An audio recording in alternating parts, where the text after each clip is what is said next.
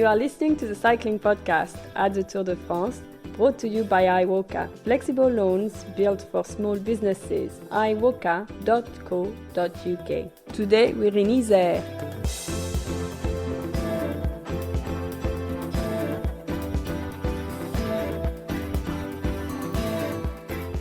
Where are we, Lionel? Well, we are outside our little hotel on the outskirts of Aix-les-Bains, aren't we, Richard? Where we have had 2 nights, our second night before we move on. We turned up here yesterday and thought this would be a glorious little hacienda for the rest day, and it has been that. But I don't want this is going to sound terrible, but destroyed a little bit by a couple of vans full of France TV employees who decided to take up residence at the pool and play very loud music and drink beer all day. Bunch of, I don't know. I don't want to make generalization because I've noticed in my many years, in my decades as a cycling journalist, that for some strange reason, TV crews when they're all together tend to be like a bunch of Brits on holidays in Benidorm or something. Oh, no. Oh dear! Sorry about that. No, but bunch of the kind. They had about 15 beers, all of them. There's no beer left, actually. The landlady said, right? Or maybe she thought it was wiser not to serve Lionel, malt cheer beer. up. And some people are. But listen, these are very much first world problems, and let's not dwell on it. Sure. It's But very nice to be here. We had a lovely day, though, Rich, because we day. went for a bike ride around the lake here at Aix-les-Bains, around 55, 56 Lionel, kilometres. you descended like Mark Hershey today, and you climbed like Egan Bernal. I'll take that, to be honest. I'll take that. Egan Bernal yesterday. Oh, well, I'd still take that. Still not bad, is it? Still take that. It's tough old loop, that. Oh, yeah, very hard. 700 metres of climbing, I think. Yeah, lovely. It was a nice ride, We wasn't saw a Tour de France winner on our circuit, didn't we? We saw him twice, in fact. Yeah. He was going a bit quicker than we were without seemingly making any effort whatsoever. Andy Schleck, it was. Twiddling past us on the climb, or twiddling past me on the climb, as I plummeted past him. Anyway, no, it's been a lovely rest day, and we're back on it tomorrow. Still lots to talk about in this race. It's not decided. I think you summed up very well last night, Lionel, that as dominant as Jumbo-Visma look, and as they have in some respects been, Pogačar is actually closer than he was at the start of yesterday's stage. So it's still very much all to play for, I think, between the two Slovenians at the top anyway. And back-to-back mountain stages is always interesting, isn't it? 3 in a row, then a cheeky little kind of off day to change the muscle groups that the riders will be using, and then the final time trial at La Planche de Belfi. This is our second press conference episode. We've had more questions than we've ever had in the past, so we're not going to get through them all, but we'll do our best. Save some of them for maybe after the tour as well. But thank you very much, everybody who's sent in a question. Before we get started, we should raise a glass to Lizzie Banks. Not only for producing with Tom Whalley another fantastic episode of Service Course, which came out on Sunday, looking at Tour de France tech, among other things. And I was actually blown away by what she and Tom had noticed just watching the race on the telly in terms of new tech and so on. So that's really interesting. Give it a listen. It's on our feed. But today she won a stage at the Giro Rosa, as she did last year, but today sounds like a bit of an epic. You heard from her this morning, Lionel. I did, yeah.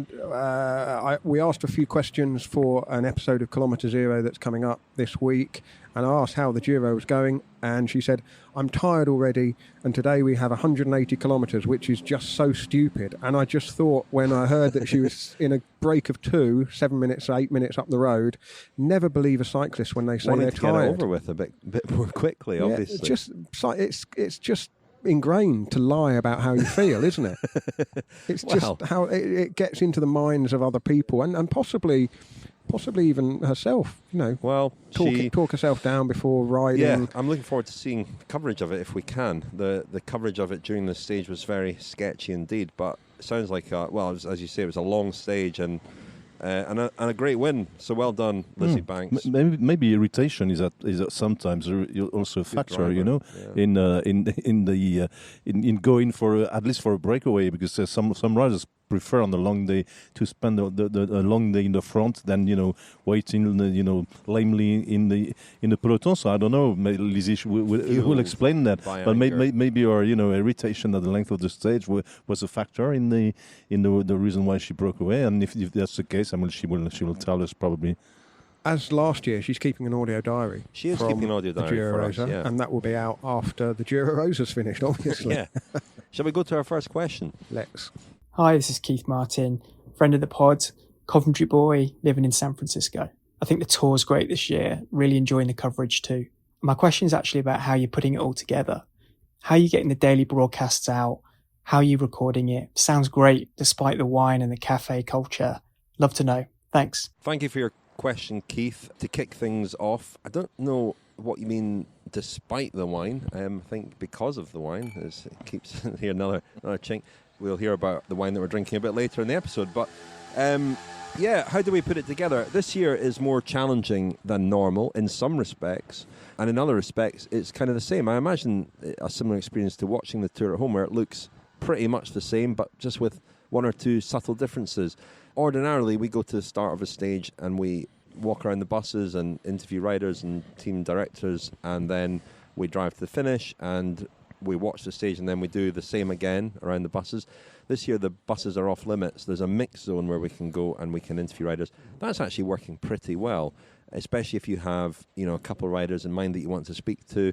You can set that up, and it works pretty well. I think it might be something similar to that system might well survive this COVID Tour de France and become a fixture of it, which would be fine if it's organised well. The teams have some misgivings about that because of the advertising boardings behind the riders when they're interviewed on TV. Now they have all of the ASO partners, whereas normally the teams have their own advertising boards up behind the riders, so that's a minor issue, which I don't think ASO will care about a great deal.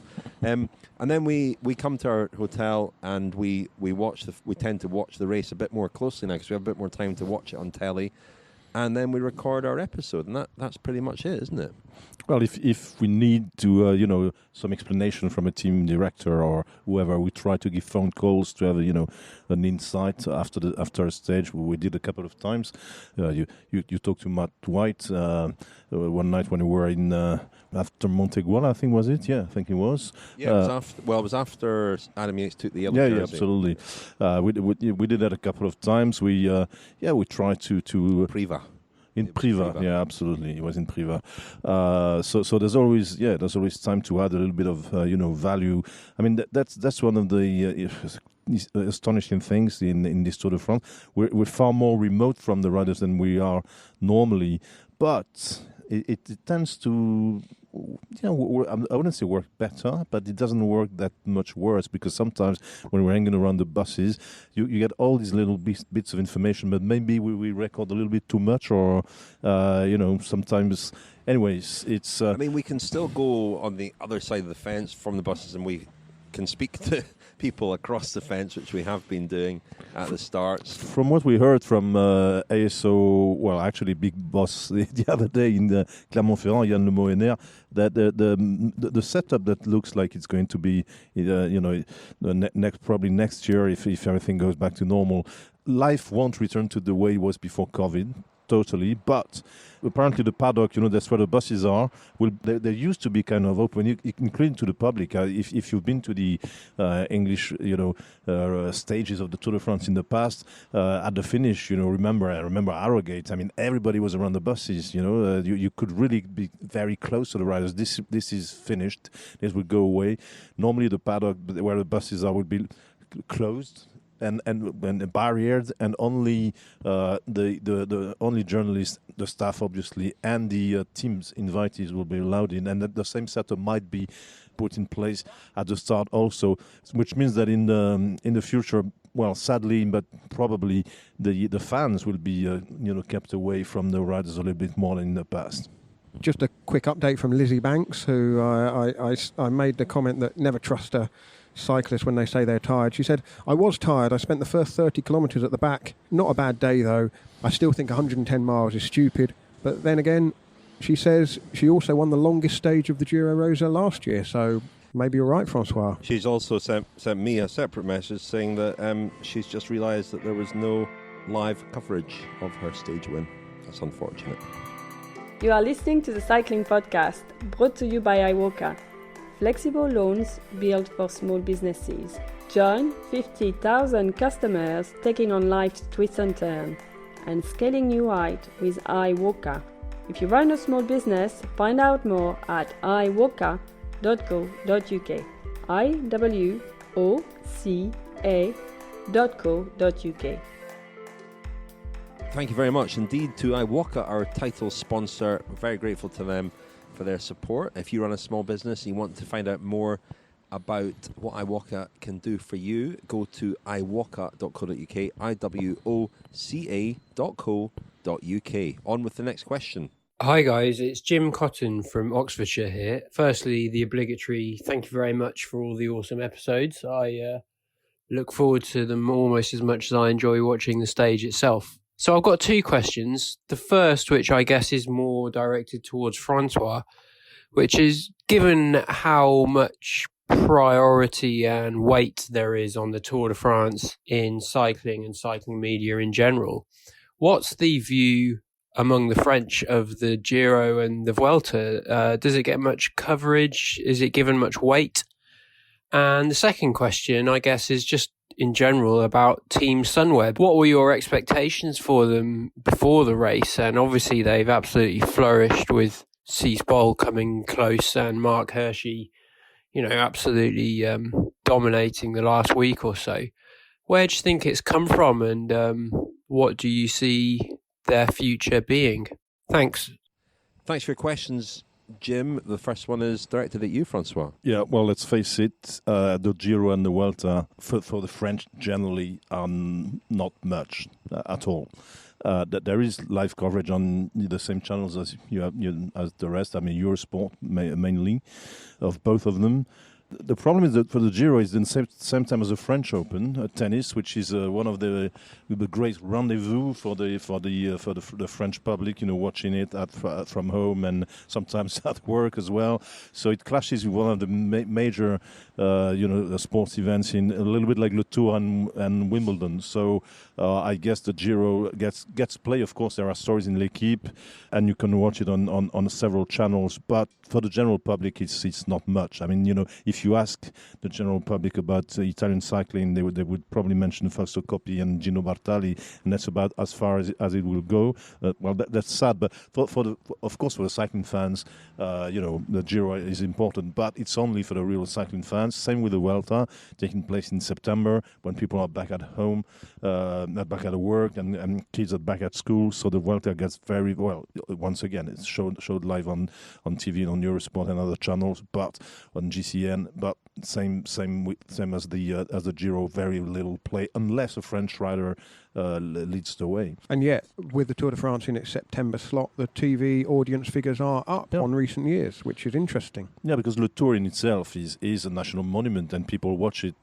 because that's the main thing. It's like the Olympics. You watch them even if you don't like sports that much. So you end up, for the Olympics, the French watch fencing or judo, when there are sports that for the rest of the year or for the rest of the time they don't know about at all. So that's about the same. And on the Sunweb question, on the one hand, I think we're surprised, and on the other hand, not, because I mentioned the other night that I felt that there were signs at Paris-Nice of the Sunweb approach this year, the strategy, if you like, the way they attacked that race. Matt Winston, their coach, his stock has risen a lot. I saw him and spoke to him at the start yesterday in Lyon, actually, and he was, having a great time and really rubbing his hands at some of the possibilities for them over the coming days as well. They've got good riders in form, not outstanding riders, but riders who are quite evenly matched and can, as he said, bounce off each other pretty well. Something I didn't mention the other night was, they lost Tom Dumoulin last year. They're also letting Sam Oomen and Wilco Kelderman go at the end of the year, and that means that they're kind of giving up on GC, really, because Sam Oomen is a great prospect as a stage race rider, and so Wilco Kelderman is a strong stage race rider as well. So they're giving up on that, and they're trying something quite different. You mean they're giving up? You mean they're going to turn Romain Bardet into a classics rider? Well, yeah, I mean, I said that, though. I said that perhaps Bardet fancies a new challenge. I don't think that he's going to go and come to the Tour de France as somebody targeting GC. I don't think that would actually fit with what Sunweb want to do now. And I think that, as I mentioned the other night, Luke Roberts said that having Dumoulin was on the one hand great because they had one of the few riders who can win a Grand Tour, but it's a huge gamble. And last year the gamble didn't pay off because Dumoulin crashed and missed out on the Giro and the Tour. And so they had almost a lost season because their leader, in whom they'd invested so much, had bad luck. And they've kind of spread the risk in having several riders, good riders, who can all kind of target stage wins. And they've got a lot of great publicity out of this tour. Just on Matt Winston briefly, people may not know, but he had a long stint as a coach at British Cycling. 8 years, I think, he spent at British Cycling, working with junior riders. Would often be probably one of the most sort of eye-catching things he would have done would be taking the junior team to Junior Paris-Roubaix, which obviously held on the same day as Paris-Roubaix. And then he was sports director at One Pro Cycling for a little while before getting a move to Sunweb. And yeah, I remember speaking to him at the Giro last year, or the year before, and last year was his first year, so it would have been last year, and he was kind of feeling his way into the pro peloton. But he's had a big impact. Sunweb are good at picking up riders and developing them, but also coaching staff. If you look at their coaching staff, none of them they're not typical sports directors. Mark Reif and people like that. Ike Visbeek was there. Luke Roberts was a good rider, but generally speaking, they have also... Mark Reif wasn't ever a rider at any particularly high level. He's one of their senior sports directors. They're an interesting team. My impression on Bardet, to finish on him, he'd already decided, with AG2R to give up on his Tour de France ambitions to go for the Giro. I think he won't give up on the Grand Tours totally, and probably thinks he can win the Giro. But obviously in the Sunweb environment, he'll probably be happier not being with the French team and go for Strade Bianche, Liège, and 1 week stage wins. He should have won Paris-Nice, Tirreno, or races like that, and never was quite a contender in those. So it'll be interesting as well. If Bardet wins the Giro, will the French bother watching? Well, if a tree falls, nobody's around to hear it. Good question. Hi, team. Thanks for your insightful and informative podcasts. Keep up the good work. My question regards the autobus. I remember years ago when Eros Poli was a rider, he was often described as the driver of the autobus. Can you tell me, is there any particular rider that takes on that responsibility now? And also, how do they actually estimate how fast they need to ride? Is the elimination time for each stage known in advance, or does it change if the winner's time is particularly quick? Thanks. Well, thanks for your question, Chris. We'll maybe ask our audio diarist a bit about how the gruppetto, as they say in Italy, and autobus, as they say in France. No, they don't. Do they not? No. They don't say echelon or domestique either. Wow, well, we knew that. So we're learning something else new. No, what do they call the gruppetto? Oh, really? Yeah, they use the French Italian. adopt the Italian word. Yeah, wow, that's absolutely. a scandal, a national scandal. What do we call it in the UK? The laughing group. The laughing group. No laughing. No laughing goes on there. Well, over the years that I've been covering the sport, there would be somebody who would be in charge of making the calculation of what the time cut would be and communicating that to the riders in the group and making sure that they get in. And sometimes it would be, it would be down to a sort of 40 seconds or something, just getting in time. These days, the riders get the information phoned back to them as soon as the stage has been won, because now if you watch the graphics on the TV, the time cut limit is put on and counts down. So the riders in the last group on the road will know how far they've got to travel and what the time cut is, and they'll be able to work out from that whether they need to put their back into it a bit more or whether they're going to be comfortable. Evening. Thanks as ever for your excellent coverage of this year's tour, and for all your excellent coverage over the last few years. Your podcasts have accompanied me along lots of my life, and I've really enjoyed them. I'll cut to the chase. Given the lack of the old guard at this year's tour and the appearance and performance of the new guard. Do you think we'll ever see the old guard rise to prominence again at the Tour? Or is this really a turning of the page and a whole new chapter in the world of cycling? Thanks again. All the very best. Well, thanks, Dan Skeldon, for your kind comments and your question. Yeah, it's an interesting question, isn't it? Especially given that Chris Froome has signed with Israel Startup Nation, who have not signed him to not be a contender in this race next year. And especially if you look at the Israel Startup Nation team here, they haven't done a lot, have they? They haven't been very visible. They've been lacking a focal point, I would say, beyond maybe Andre Greipel's role in helping the Gruppetto make the time cut. That's a very cruel comment, but they really haven't been that visible at all in breaks or in any context. So, you know, they've signed Chris Froome, they've also signed Michael Woods, but they've signed Chris Froome to be their leader in this race and to try and win this race on, as we understand it, a lot of money and a multi-year deal. You know, the signs at the moment are not encouraging that Froome will get back to the level to compete, but I guess we should reserve judgment on that until after the Vuelta, where he's going to lead his team. Geraint Thomas has been riding very well at Tirreno, not well enough to win it. So I cannot see Geraint Thomas and Chris Froome, and I think that's really who you're talking about, coming back to the Tour de France and being in a position to win it. Although, you know, Geraint Thomas could return next year with Egan Bernal as sort of co-leaders, perhaps. Maybe they can wait until the Tour de France take on our brilliant idea of a grey jersey for the over 35s and they can target that. Oh, Chris Froome would love that. He's already eligible. Will be next year. Don't forget Vincenzo Nibali, who is still an active rider and a force in cycling, even though he hasn't shown it in Grand Tours lately.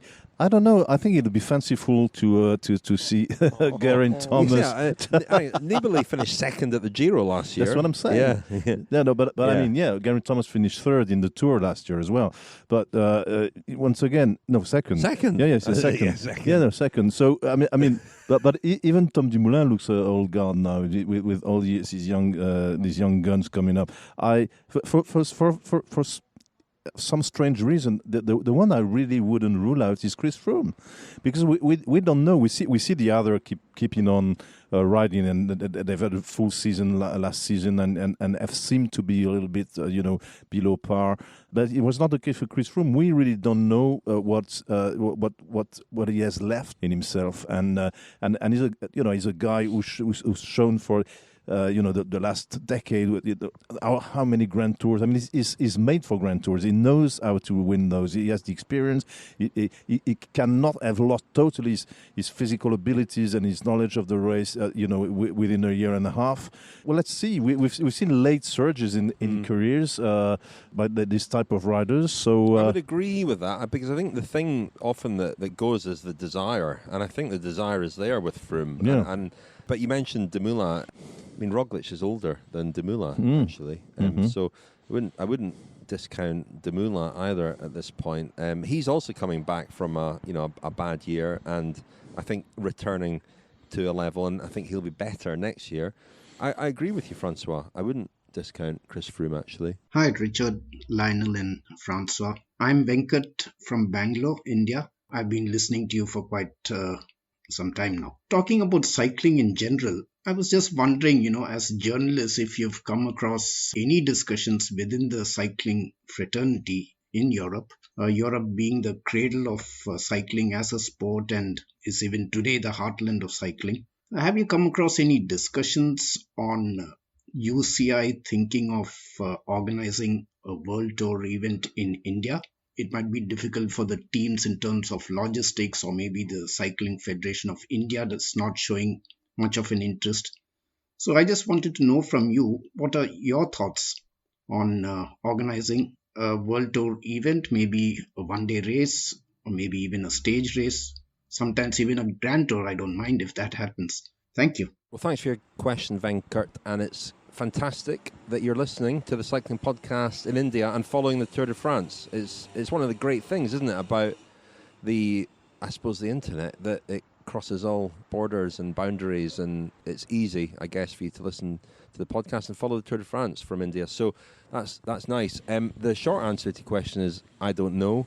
we will ask on your behalf whether there's any... I'm not aware of any kind of moves. You do hear rumours about races starting up in, I suppose, new territories, and I haven't heard anything about India. I was in New Delhi for the Commonwealth Games in 2010, and it was one of the best experiences of my life as a journalist. It was a brilliant couple of weeks. The disappointing thing about the road race was, and I don't know the reasons for this entirely, but it was a bit like the 2020 Tour de France. It was held behind closed doors. They kept people away from the circuit for the road race, and I don't really know why that was. I never really found out the reason for that, but it created quite a strange atmosphere for the race. A couple of great races, the men's and women's races there, but the velodrome cycling as well happened, and I'd love to know what happened to the velodrome, because the building wasn't quite finished when the games were on, which sadly was the case for a number of the venues in New Delhi, and there were questions at the time about what the legacy of those Commonwealth Games would be. In fact, I'd love to hear from you what the legacy is of those Commonwealth Games, because it was a huge investment for India, and it was a huge deal having an event like the Commonwealth Games in India, and I had a great time there. But yeah, I'd love to know what the legacy of that is now. There was, in the run up to that, there were a lot of focus on Indian cycling and developing Indian cycling. But what's happened to that now? I think, Lionel, you heard about moves to organise a stage race in India as well. There was going to be a Tour of India in 2013, I think, but I don't think it happened. But it would, I mean, when you think about, cycling's popularity in Colombia, for example, and also the fact that races have been held in China, why not? I mean, a huge country to explore would be, a huge population. Obviously, in India, cricket is the number one sport, isn't it, by quite some distance, and they have the Indian Premier League cricket, which kind of dominates the cricketing landscape over there. But yeah, why not have a tour of India? I mean, when the UCI is looking at trying to take the sport and put it in front of larger numbers of people, well, as I say, the population of India is huge. Would be the perfect place to hold a stage race. And Richard, the Indian junior team sprint team won gold at the Junior Track World Championships in Germany last year. India's first ever gold in a global cycling competition. The three riders were Isao Alban, Ronaldo Singh and Rohit Singh. And, a huge result for the Indian cycling team, beating Australia in the final. Hi, this is Lucy from Woking. I'm a friend of the podcast. So my question is about Hershey. I've noticed that when he's in his aero position, it looks like he's got a deliberately large bike computer mount at the front to rest his hands on. Is he using this, or is this in effect an unofficial mini kind of aero bar? And more generally, given that aero bars aren't allowed outside of TTs, how much is it possible to adapt the bikes officially or unofficially to make resting the forearms on the bars either more comfy or particularly more secure? Keep up the good work. Thank you. Thanks for your question, Lucy. It's a good question. I haven't noticed anything at the front of Mark Hershey's bars. He does adopt a very aero position. One I was reminded of today when I was out riding with Lionel, and he was descending in similar fashion. He wasn't really. He's got a very aero setup, with the very narrow bars, a topic that was discussed actually on the latest episode of Service Course, which we mentioned earlier. And he does, get the arms on the bars and get very aero, and he is obviously a very skilled descender. I was sent a tweet the other day by somebody who's launched a campaign to have that position actually banned, have riders banned from resting their arms on the bars like that. I think also when riders get down on the top tube in the way that they do for descents, to me it always looks very, very dangerous. I think Matej Mohoric started that in 2013 at the World Championships. He won the under-23 road race there, and it's the first time I'd really seen it. I'd seen a rider sitting on the top tube and still pedalling, and it's kind of become very common since then. It always looks very dangerous to me. That's kind of off topic a bit. The whole issue of resting your hands on the bars and adopting that very aero position. Well, in the 1990s, Cinelli, the Italian bike manufacturer, developed a handlebar extension called the Spinacci handlebar. I had some. Did you? Yeah. Basically a mini time trial style handlebar that clipped onto the central bit of the handlebars and gave the rider somewhere to rest their hands on, much like the Hershey-Mohoric position, if we're going to call it that. And the UCI eventually banned it. I think it lasted 2 or 3 seasons maybe, and the UCI decided to ban it on safety grounds, really, probably quite rightly, because you can't reach the brakes. The weight distribution is all centralised. Hit a bump on the road and you could wobble. And, there was nothing to stop anyone. If the rider on the front of the Peloton's using it... They weren't actually any more dangerous than tri-bars. The issue was they were used in road races. They were used in road races, and rather than... Yeah, exactly. So if the rider on the front of the bunch was using them, fine. But then what's to stop the rider in 2nd, 3rd and 4th position using them, and then suddenly a touch of wheels, you can't manoeuvre the bike as well. And whether or not it contributed to more crashes, I don't know, but the UCI did ban the position and ban the they didn't ban the position because obviously riders are ingenious and have found other ways to adopt a similar position, but they banned the Spinacci bars. Yeah, well, you remember from the very start of the triathlete handlebars, that Greg LeMond used for the first time in 1989. The discussion has been raging about this kind of position and how to best achieve it. I was thinking that, maybe Roglic should try it with his arms behind his back in ski jumping fashion. Well, who knows? Fantastic. Chute à l'arrière du peloton, cycling podcast team car at the back of the pack, please. The Next Generation Wattbike Atom is sponsoring all of our Tour de France coverage this year. And while we've been here in France, Lionel, you've been talking about little else but your winter training plans. I wouldn't say little else, Richard, but I have been inspired by Wattbike's Hub app, because I was looking through the training plans on there, and they have something to suit everybody from beginner right up to really experienced riders. I suppose it's a bit like having a coach in your pocket, setting your sessions and telling you when to train, when to take a rest day. There's a base plan for novices, so really anyone of any level could use the Wattbike Hub app to prepare for a specific objective, whether it's a sportive or a multi-day event like the Haute Route or something like that. A lot of the plans are 13 weeks long, so you're in for the long haul. You get 3 or 4 rides a week, mixing intensity with recovery and also factoring in the rest days. And I was inspired by your recent 100-mile ride, Rich, because although I've done quite a lot of cycling this year, certainly compared with recent years, I still feel a little way off the days when I could knock out a 100-mile ride and feel reasonably good at the end. So I've set myself a little target for the winter, using the Wattbike Hub app to build up to being able to do a 100-miler. I think there's been a misunderstanding if you think I just knocked it out, Lionel. Well, if you want to be like Lionel and train over the autumn and winter for a specific goal, check out the Wattbike Atom, which is available now from £90 per month from wattbike.com. That's wattbike.com. Hi guys, this is John Hassel from New Jersey in the States. I'm curious how you think things would stand in general classification if Roglic and Pogačar had come into this tour with their places swapped. Pogačar leading Jumbo-Visma and Roglic with UAE. Or, if you don't want to indulge a hypothetical, let me ask it this way. Whose performance has been more impressive when you consider the contributions of their teams to their current standings? Thanks a lot. Okay, John, well, I think if Tadej Pogačar was in Jumbo-Visma, he would win the Tour. There we are. Wow, that was quick. He's better than Primož Roglic, I think, and he's in a weaker team. Would he have attacked as much if he was in Jumbo-Visma? No. But he wouldn't need to. He might not. He wouldn't probably have lost the time in the crosswind. There we are.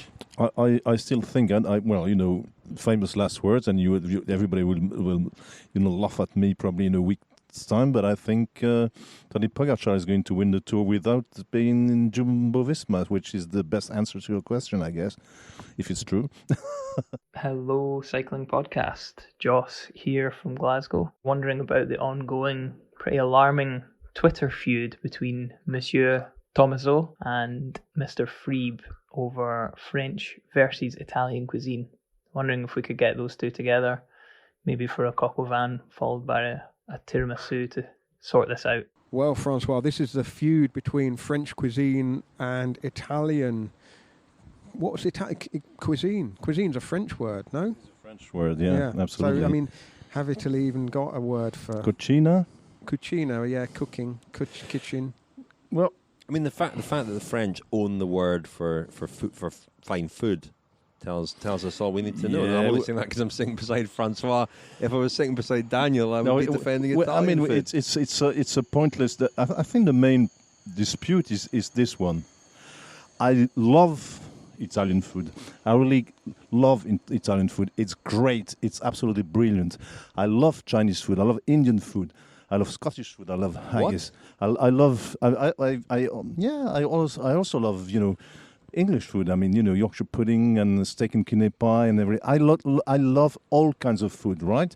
Because I love food and I have an open mind. I have an open stomach, and I'm ready to embrace all sorts of different tastes and different way of making food. I think it's the most important part probably of human culture. The differences in cooking meals and doing stuff. So I'm not a monomaniac at all. And I, in a way, pity Daniel very much, because for me, saying, there's only Italian food and the rest is crap, is like, having sex always in the same position. You miss a lot about life. And that's all I have to say. So yeah, great. Italian food is brilliant. French food is brilliant. Try every kind of food you can. And well, I don't know about your sex lives, but just really try different positions. A parental warning in just before that. We're obviously neutral, Lionel. Well, I don't know about that. I mean, I love the food when we're in Italy. But when I travel around the Giro with Daniel, he has a method. He knows where he's looking, he knows where he's going, what he's aiming for, and he knows what he'll find, and he knows the secret.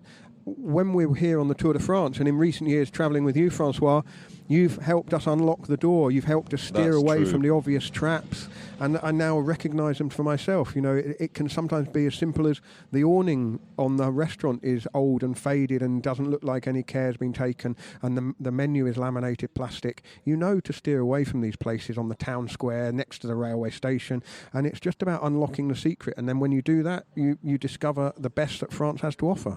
Hello, Lionel, Richard and François. Thanks for your amazing podcasts. Lee Townend here, friend of the podcast. My question, as things hot up going into week 3 in the big Alpine mountains, is who is your outside bet for third?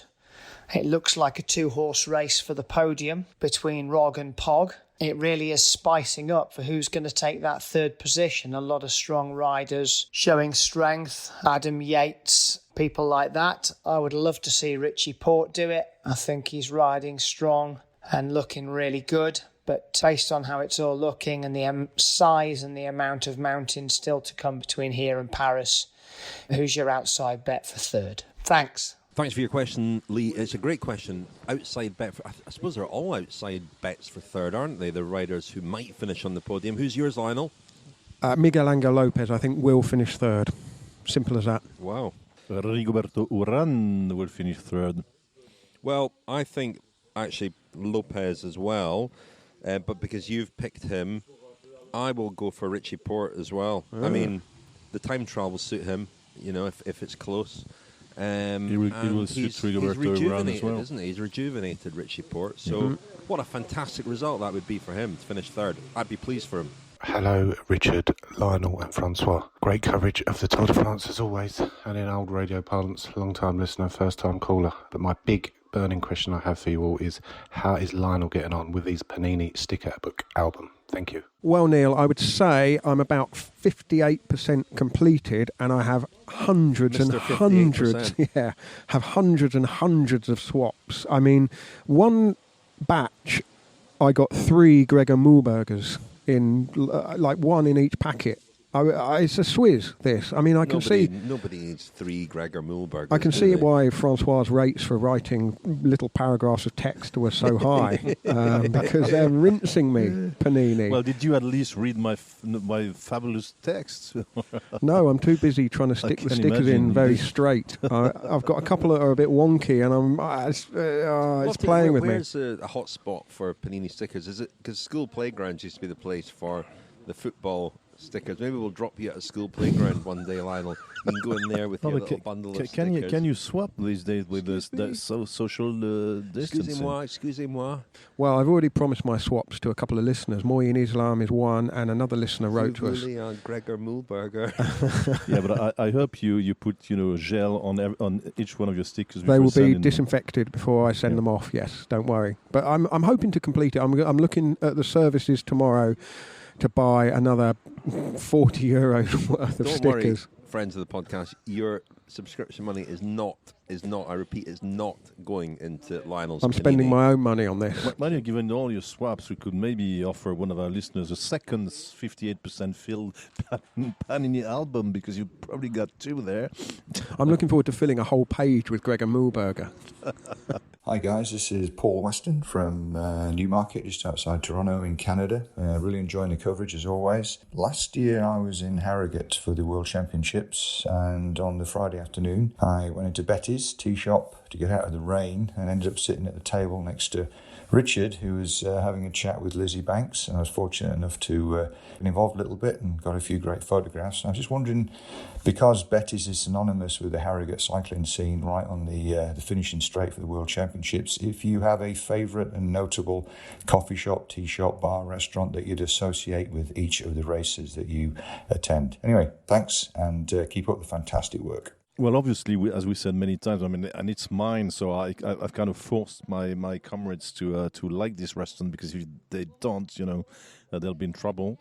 Anyway, yeah, Le Viscos, and I know lots of friends of the podcast and listeners have when they went to the Tourmalet, Otakam, or Aspin, I mean, all these, all in the same area, have tried the Le Viscos. So it's in Saint-Savin, not far from Argelès-Gazost, and it's in the middle of all these mythical Pyrenees passes, and they're nice guys. The food is absolutely gorgeous. The area is nice, and the one of the guys there in charge, Aurélien, one of the 2 sons of the landlord, is actually in charge. Sorry, there's the Jumbo-Visma train going past again on their rest day. Yeah, he's one of the leading members of the Gravel Pyrenees club.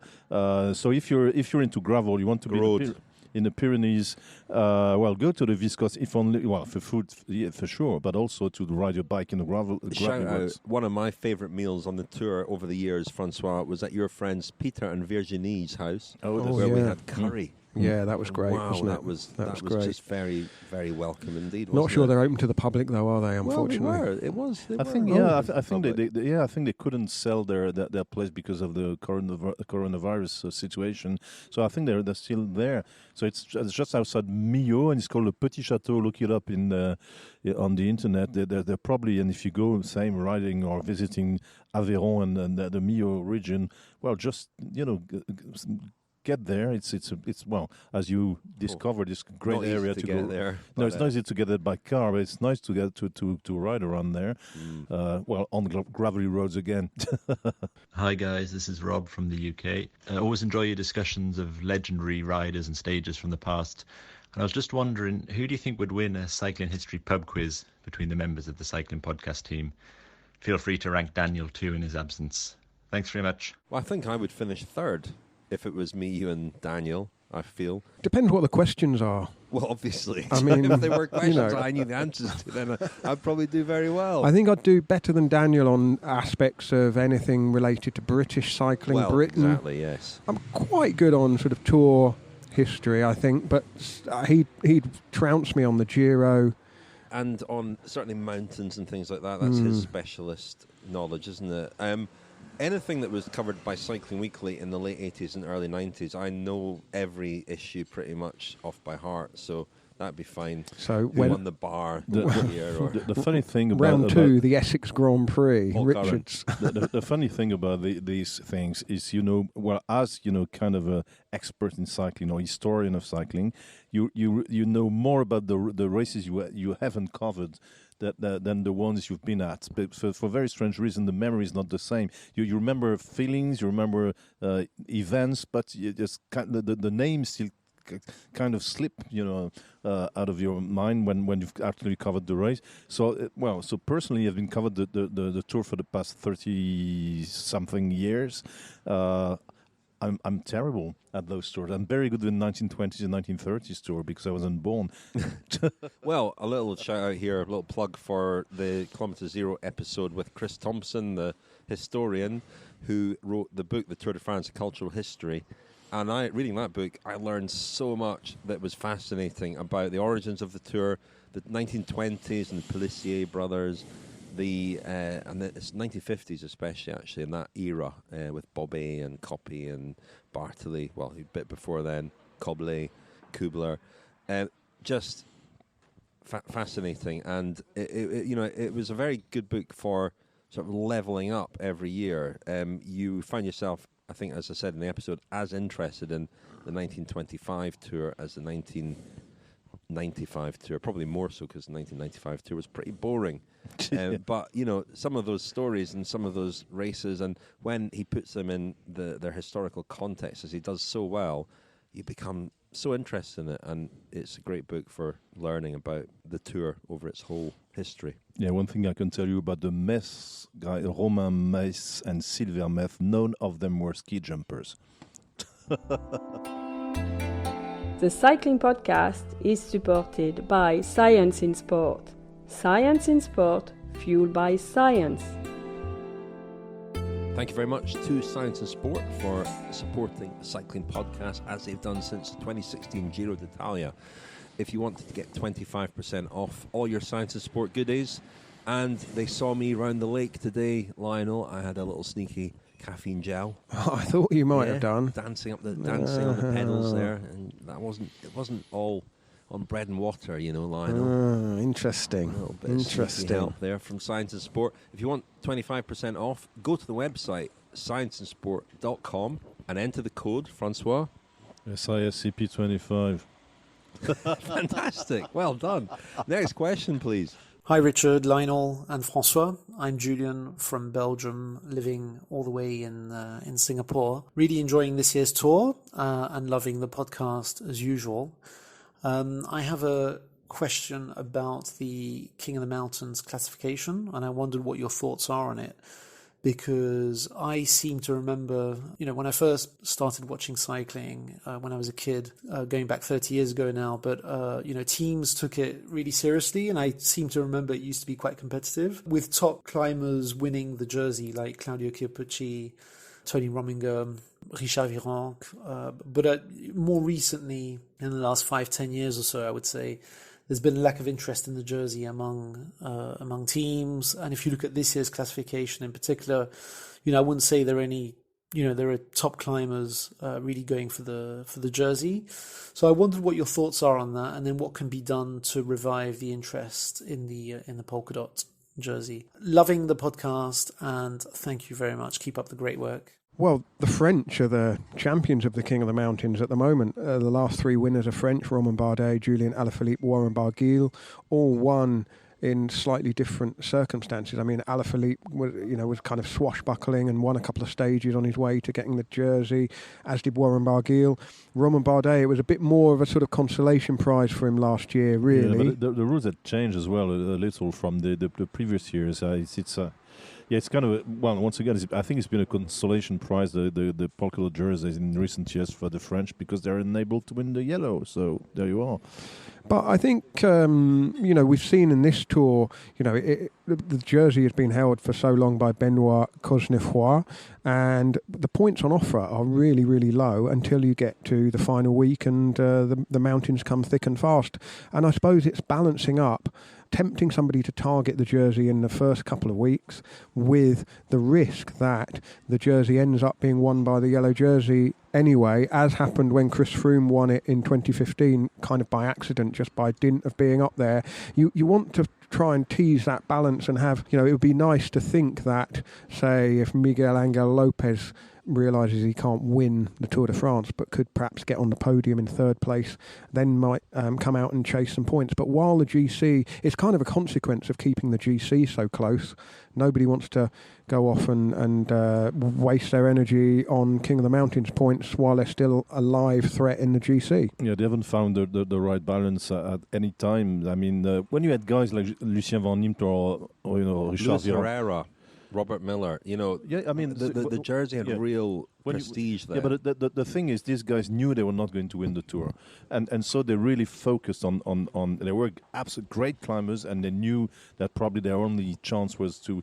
It changed a little bit. I think that the first guys to kind of how could I corrupt in a way the spirit of the polka dot jersey was maybe Laurent Jalabert, who won it by attacking early in the big mountain stages to score as many points as he could in the early climbs and then fade.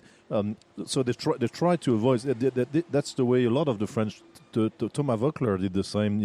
Applied the same methods. So they changed the rules. Yeah, so they changed the rules. but by doing that, they went back to the old times when and then Chris Froome won it because the obviously if you put many points on the main climbs, that's when the leaders actually make a difference, and you find yourself in the same position with Chris Froome winning it, like in the past Hinault or Merckx also won it. So they're really struggling to find the right balance. I don't know what the solution would be. Maybe it's Strava.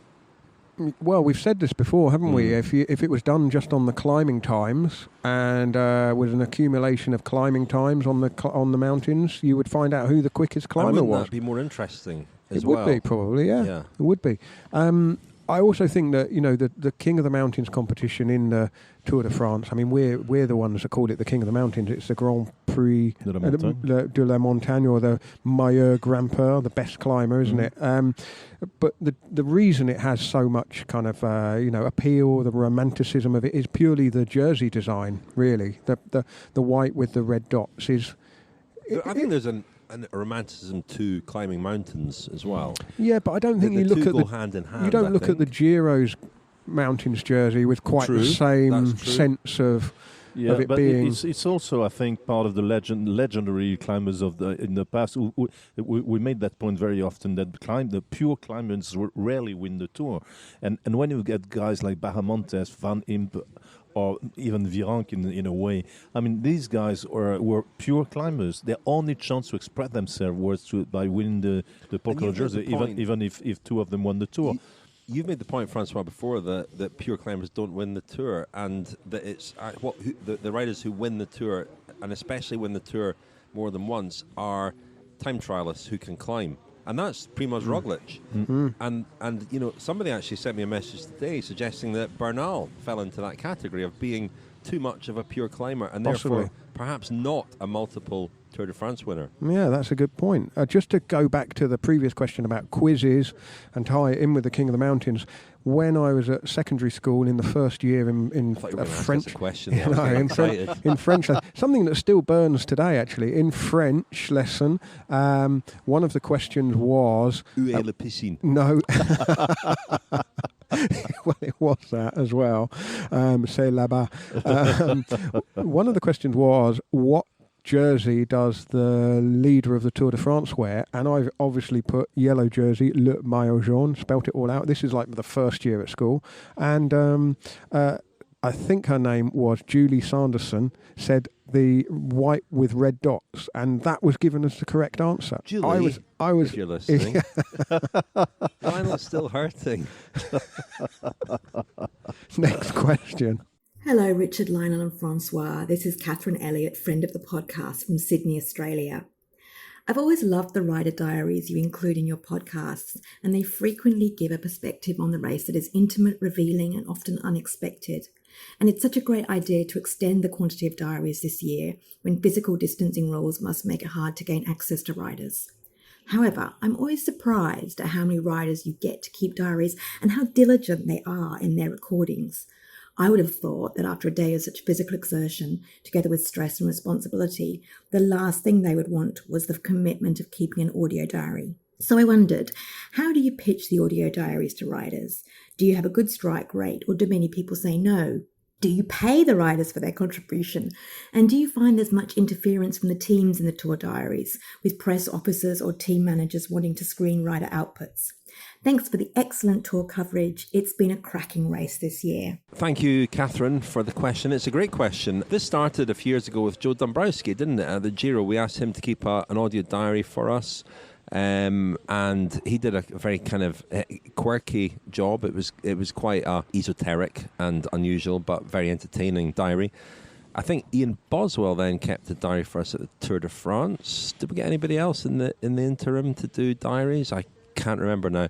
But it really was something we built upon before the Vuelta last year when we asked James Knox and Nick Schultz to keep audio diaries. One part of your question was, how do we pick people? Well, I mean, Joe Dombrowski and Ian Boswell were riders we knew quite well, and we thought they would do a really good job, as they did. Nick Schultz and James Knox, I'd met James in Girona and found him very thoughtful and interesting and thought he would be good. Nick Schultz featured in an episode of Kilometre Zero, didn't he, the previous year, and he had a very interesting story that he told extremely well. It was just a hunch, wasn't it, that he'd be able to talk to himself effectively. Well, I mean, he's talking to the listeners, isn't he? But it's quite a jump to do that, I think, sitting in your hotel room or on the team bus, imagining that you're talking to sort of one person but also a whole bunch of people at the same time. And they did a fantastic job, the pair of them. They really did. They really committed to it. We told them that they didn't have to, send us in something every day, but they did. And I felt like it's interesting because I feel like they take sort of ownership of it and feel a sort of responsibility to really make it interesting and insightful. And we built upon that again at this year's Tour de France because of the situation and our fears that we wouldn't find it as easy to interview riders, which we haven't really. And so we spoke to 9 riders and 1 DS. Some of them known quite well to us, others not so well. Again, it was a bit of a... Well, each one was quite carefully chosen. I mean, Jens Kukelaer did a podcast recently with Mitch Docker. He's a great talker. Nikias Arndt is somebody I've found to be very interesting on the sort of mechanics of a race and his role as a road captain. Pavel Sivakov, he listens to the podcast and has told us that, and so we thought he would engage with it. And when I asked him about doing one, he was actually really grateful for the opportunity, I would say. He said that his coaches had always told him to keep a diary, and this would be the excuse to do that. And so he's the one actually who's committed the most to it. He sent us in something every day.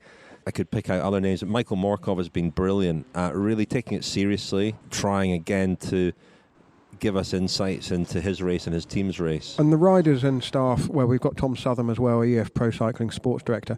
There's been a bit of a balance, hasn't there? Some have sent stuff in without us prompting. Some have preferred to have a question asked and have engaged fully with those questions. And I suppose we chose a number of people because the Tour de France is when I think back to the Vuelta last year, what if Nick Schultz or James Knox had pulled out of the race in the first week? We'd have had no diarists left. So with the COVID situation, we thought we needed to have people spread across a number of teams. I think almost half the teams in the Peloton we've got representation from. We've obviously only lost so far Sam Bewley from Mitchelton Scott, which has been fortunate. Unfortunate for Sam Bewley, of course, but we had to make sure that we would still have people in the race in the final week, and so I think the quantity of material that they've sent in, we will turn into something after the tour because we haven't used all of it. We haven't managed to use all of it. Not at all. Lucas Postelberger's been really good as well, sending lots of stuff in. Simon Geschke's really engaged with it too. I'm not naming everybody. Do we pay them? Was one of Catherine's questions. The answer is that we have in the past always paid them.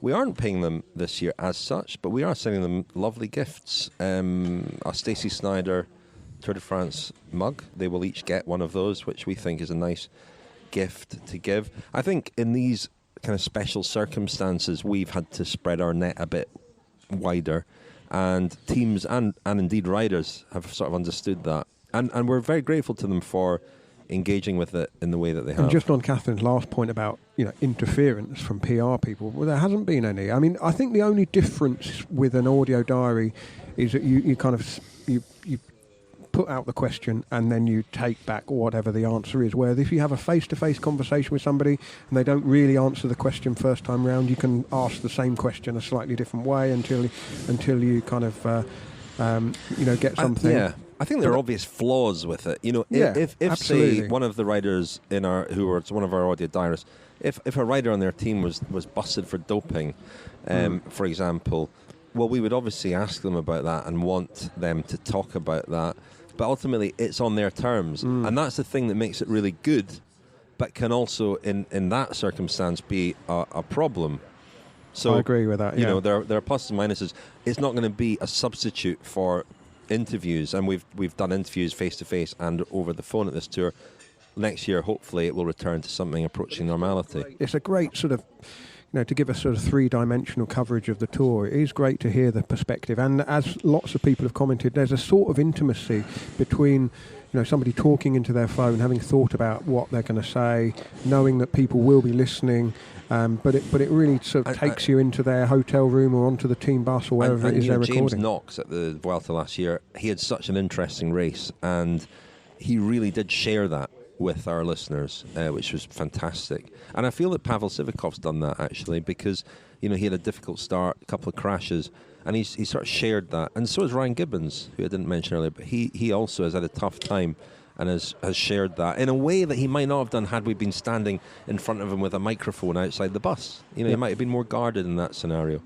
One more question. When a breakaway is gone and isn't going to get caught, why do individual teams continue to put in effort at the front of the peloton rather than making other teams share the effort? I've actually got one other question as well. Is there or are there plans for a women's Tour de France? I guess I've actually got one other question as well. Are women permitted to race for a team in the standard Tour de France as it is now, given that it's an endurance race rather than a short sprint race? Well, two questions there from Andy. With regards to the first one, it's something that flummoxes people maybe watching the Tour de France for the first time. Sometimes, why does a team sit in the front? And we asked this question ourselves of UAE Team Emirates when they had Christophe in the yellow jersey on day 2, and it was not a stage where he was going to keep the jersey, but they continued to sit on the front. There's a sort of etiquette there. And also a sense of pride that they have the yellow jersey to defend in that case. But then also, sometimes the team on the front is actually not trying to close the gap. They're just trying to hold the gap and keep it manageable, and then somebody else might take over towards the end. Often it's the Koenig Quick-Step who have got... They're holding the gap and then will start to close the gap. Or Bora Hansgrohe maybe would hold the gap and then close the gap. It's just all about keeping the stage under control, really, and making sure that nothing gets so far ahead that it can't be brought back in by the finish. And that's a calculation that they're going through, kilometre by kilometre. And I think one aspect of it that I'd not really appreciated until a few years ago when I spoke to Bradley Wiggins about his day out on the stage that I think finished in Bourg-en-Bresse in 2007, where he was just out front all on his own. The tempo for the breakaway is often set by the bunch rather than the other way round. I mean, it can work both ways, but if the bunch is chasing, then the break has to go quicker.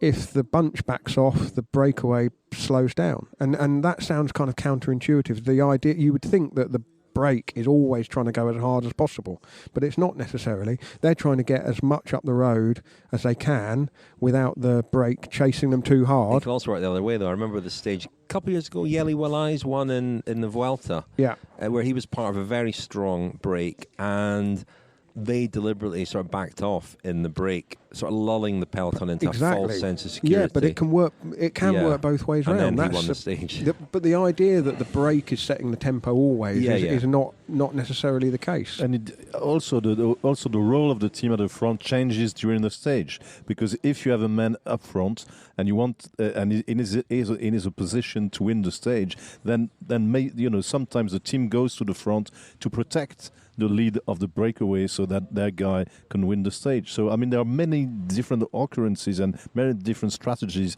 that push a team towards the front. There can also be echelons when, wind, suddenly crosswind is coming into the stage. That's when you see the Belgian and the Dutch teams and these days Bora Hansgrohe as well, but Tucken in Quickstep are supposed to be the experts in that, going to the front to try and surprise the other teams. So there are many ways. I've, in some of the boring stages, I've seen it a few times, not very often, teams reluctant to go to the front, and you find a team that's leading the way because nobody else wanted to do it. So but there is to be that, since the team job, the job inside the team has become so important. In that there was probably a little bit less of it in the 1970s, and it started to come up more in the 80s and 90s.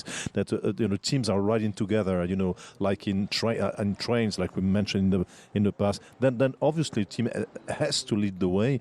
Most of the time, is to defend the jersey. Most of the time, is to prepare for a bunch sprint if you have a good sprinter.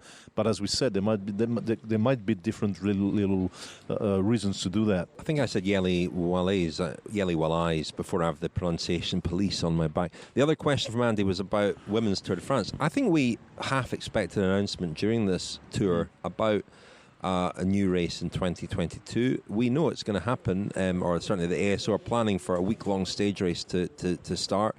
And we covered it a little bit in an episode of Kilometre Zero in week 1, where we heard a few interviews with people, including a rider from Donon des Ailes and from the Internationales, who are groups of female riders who've been riding the Tour de France ahead of the men. The Donon des Ailes this year rode a month ahead of the men. But to get a bit more on this, I spoke earlier today to Lisa Kirkbright of Skoda. Now, full transparency, Skoda are sponsoring us at this tour in the shape of a magnificent blue car over there, our Kodiaq VRS. It's extremely nice, and it's been a great pleasure to travel around France in that. With a good nest. Thanks for the nest, great nest. Scott. Thanks, Lisa, for the nest. But so they've sponsored us, but they've also sponsored, in particular, the cycling podcast Femina over the last couple of years. And they're really pushing to promote women's cycling. And what interested me about that was that Skoda are also one of the major partners of the Tour de France. And I wondered if there was any kind of tension between that and their efforts to really force ASO to do a bit more for women's cycling. So I spoke to Lisa. I know it's a particular passion of hers. I spoke to her about that earlier.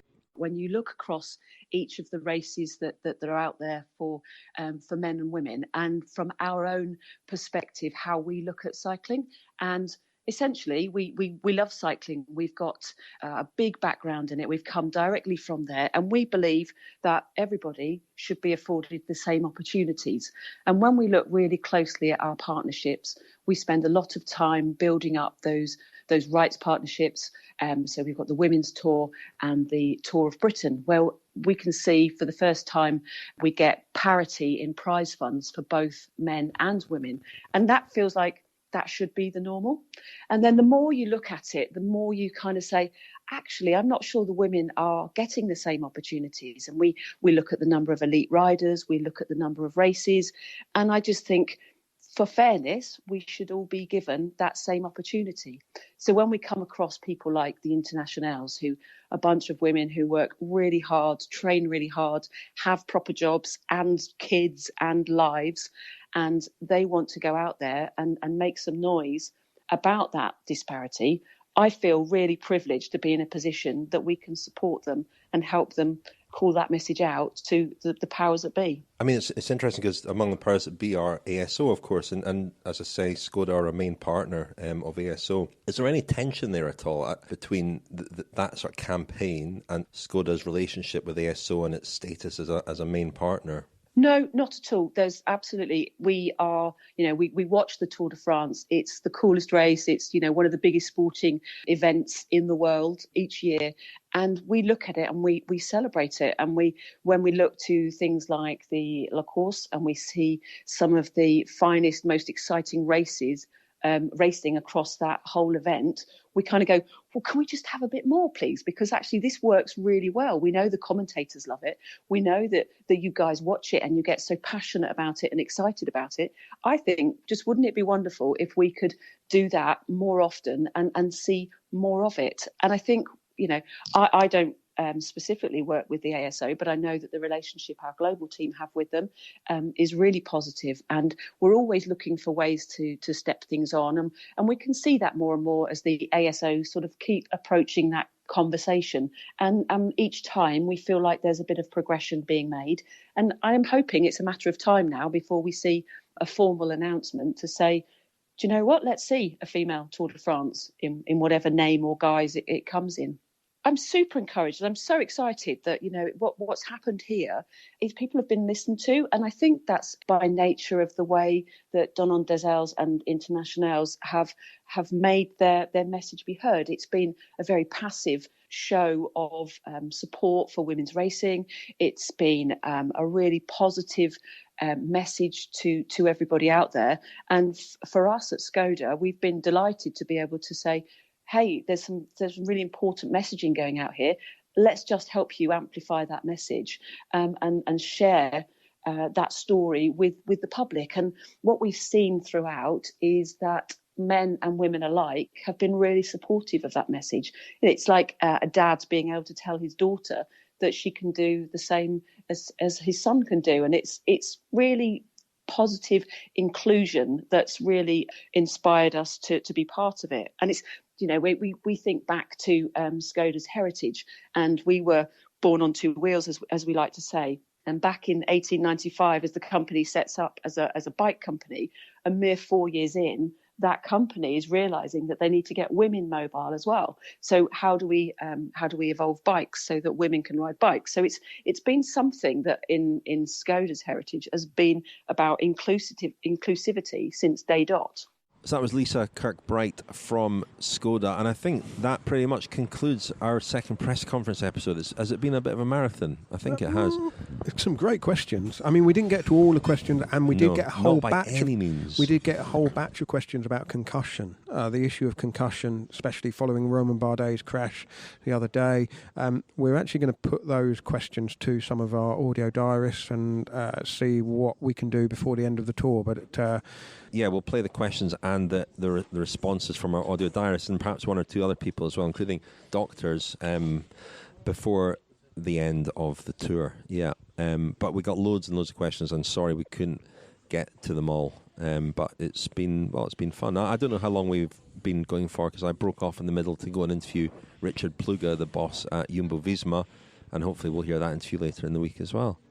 Yeah, you did. I mean, it feels like been here forever. Yeah, it must be nearly dinner time, Richard. Okay, chaps, quick thank you to some friends of the podcast. Okay, from me, a big thank you to Andy Lowther, Jamie McPherson, Alistair Seaton, Mark Labetz, Stephen Dodson, and B. Fagan. And a big thank you from me to Sandy Legg, Raymond McHugh, Stephen Palmer, Mr. G.A. Jones, love that, Scott McFadden and Tom Duncan. And un grand merci to Adam Matthew Simpson, Wojtek Bobenik, Simon Barton, Mr. P.G. Griffith, Andrew Rigby, and Patrick Hawkins. Thank you, François. Thank you. Thank you, Lionel. Thank you.